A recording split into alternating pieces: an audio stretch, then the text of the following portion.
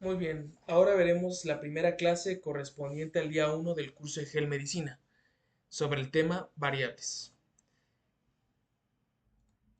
En toda investigación médica, el primer paso consiste en definir con claridad qué es lo que vamos a observar o medir. A esta característica, que puede variar entre pacientes o incluso en un mismo individuo a lo largo del tiempo, la llamaremos justamente variable. Entender los tipos de variables es fundamental porque de ello depende la forma en que analizaremos los datos y el tipo de conclusiones que podremos obtener. Existen dos grandes categorías, las variables cualitativas y las variables cuantitativas. Las variables cualitativas, también llamadas categóricas, son aquellas que no se expresan mediante números, sino en categorías, mientras que las variables cuantitativas, por otro lado, se expresan con números y permiten realizar operaciones matemáticas. Ahora veremos más a detalle cada categoría y las subcategorías que tiene cada una. Las variables cualitativas se dividen en subcategorías, que al comprenderlas tendremos un mejor entendimiento del concepto como tal de variable cualitativa.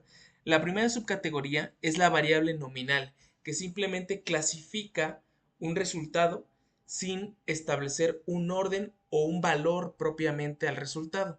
Es decir, por ejemplo, en un ejemplo clásico es el grupo sanguíneo, donde las variables son A, B, AB o cero, y al poner a un paciente en uno de estos resultados, en uno de estos grupos, en una de esta variable, no le estamos dando un orden con respecto a los demás, ni estamos dando a entender que un resultado vale más que otro. Evidentemente en este ejemplo es muy claro y sabemos que el hecho de tener grupo de sanguíneo A no representa tener más o menos, ni podríamos ordenarlo con respecto al grupo B o al grupo AB. Lo mismo pasa con resultados positivo o negativo. Ninguno tiene más valor que otro, o ser hombre o mujer, o fumador o no fumador. Ninguno, no podemos obviamente dejarnos llevar porque ser fumador es malo y no fumador es bueno. Bueno, ninguno tiene un valor más o menos sobre el otro.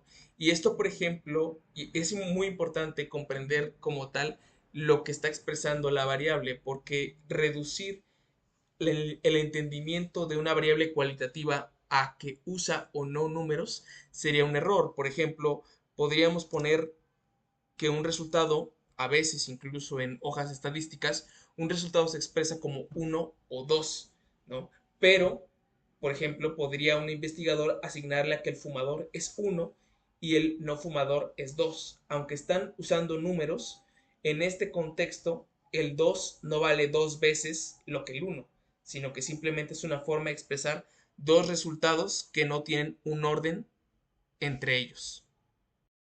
En contraste, las variables ordinales sí establecen un orden jerárquico entre las categorías, pero no nos permiten saber con exactitud cuánto difiere una categoría de otra. Por ejemplo, si las categorías o las variables fueran niño, adolescente, adulto y anciano, sí sabemos que tienen un orden, pero no podemos expresar, o la variable por sí misma no nos permite decir si el adolescente vale el doble que el niño o el adulto vale el triple que el adolescente. No nos permite saber la diferencia que hay entre ellos, ¿no? Y otro ejemplo muy importante es, por ejemplo, el estadio de una enfermedad, ¿no? Por ejemplo, decir que tiene un cáncer en estadio 1, 2, 3 y 4, ¿no? Aquí, por ejemplo, y esto es muy importante, aquí, por ejemplo, estamos usando números para expresarlo, pero no es una variable cuantitativa. ¿Por qué?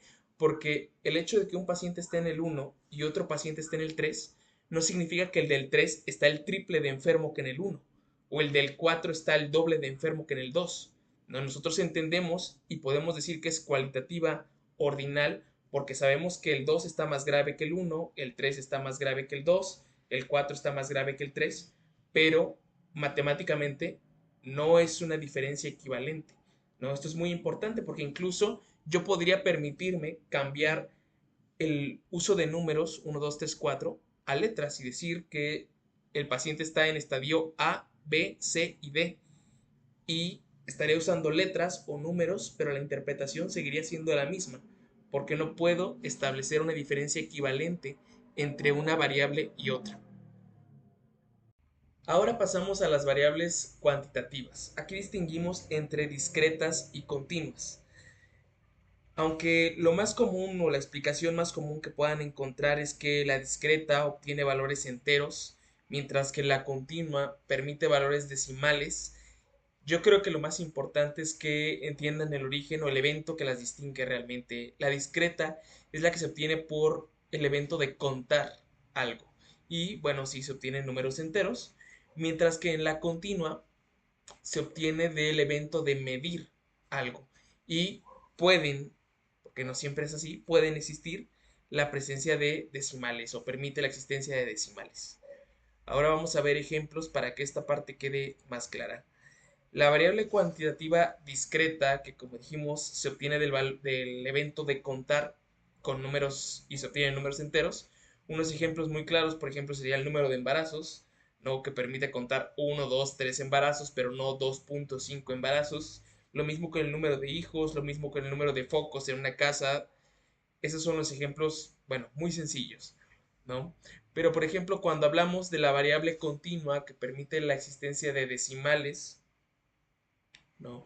Por ejemplo, está el peso, ¿no? Es decir, 50.5 kilos o 50 kilos nada más. La estatura lo mismo, la temperatura lo mismo. Pero, por ejemplo, la presión arterial no la expresamos con decimales. No se pueden obtener decimales al medir la presión arterial, ¿no? En teoría siempre se obtienen números enteros, pero sigue siendo una variable continua por el hecho de que se obtiene de medir, no de contar. No cuentas cuántas presiones arteriales tienes. Mides qué presión arterial tuviste. Ahora vamos a pasar a un ejemplo de una pregunta similar a cómo sería una pregunta en el examen sobre estos temas. ¿Vale? Entonces, realmente pues, nos presentarían un caso clínico, una paciente de 62 años que acude por disnea, fatiga, ya saben, mucha paja, refiere antecedentes de hipertensión arterial. Eso no importa, realmente lo importante es que el paciente, de acuerdo a los síntomas, el médico que la está evaluando la clasifica como NIJA clase 3. El médico decide registrar esta información dentro de la base de datos del estudio sobre insuficiencia cardíaca que está realizado en su hospital. Entonces la pregunta, en el contexto de este artículo, ¿no? ¿Qué tipo de variable representa la clasificación funcional NIJA? Y entonces nos ofrecen pues todas las respuestas o las opciones que ya hemos visto. Cualitativa nominal o ordinal, cualitativa discreta o continua. Aquí hay una pausa si quieren intentar resolverlo. La respuesta sería cualitativa ordinal, ¿no? Es una variable cualitativa porque lo está definiendo por categorías, no está midiendo ni contando nada, ¿no? Y es ordinal porque el hecho de que sea clase 1, 2, 3, 4 nos permite ponerla en un orden, pero como habíamos comentado antes, no nos permite diferenciar o clasificar la diferencia que hay entre uno y otro. Por eso no estamos midiendo nada, no estamos midiendo la gravedad de la enfermedad, la estamos clasificando, pero como habíamos dicho antes, el hecho de que una paciente esté en el 1 y la otra en el 3 no implica que esté el triple de enferma. ¿No? Eso hace que no sea una variable cuantitativa, sino cualitativa, y que la podamos poner en orden, pues hace que sea una cualitativa ordinal. Y finalmente veremos este último ejemplo que me gusta mucho, ¿no? Por ejemplo, aquí lo que quisiera representarles es cómo un mismo objeto de medición, de clasificación, puede ser interpretado de muchas maneras de acuerdo a lo que, o puede ser interpretado o medido más bien, de muchas maneras de acuerdo a lo que el investigador necesite, ¿no? Por ejemplo, si habláramos del peso y hay X estudio y hay tres investigadores, el investigador uno, por ejemplo, podría decidir medirlo directamente en peso, ¿no? 70 kilos, 75.5 kilos, 85.2 kilos. El segundo investigador podría clasificar a las pacientes en sobrepeso, obesidad, peso normal. Y el tercer investigador podría usar IMC como 25.2, 27, 33. Aquí quisiera hacer una pausa. Igual cada uno intente responder qué variable, qué tipo de variable le correspondería a cada forma de medir o evaluar el peso.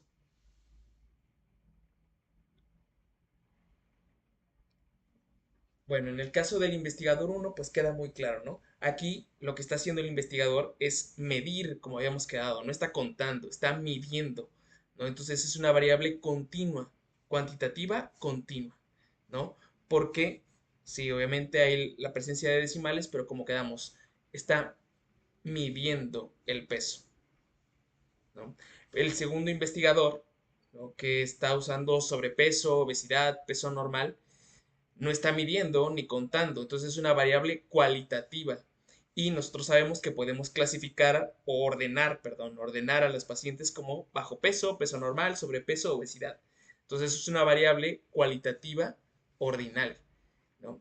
Y el último investigador que podrían intentar engañarnos, como que está usando IMC, bueno, de todos modos, el investigador está haciendo una fórmula matemática para medir el IMC, no está contando el IMC, está midiéndolo, ¿no? Con una fórmula matemática, pero da igual, ¿no? Y permite la presencia de decimales.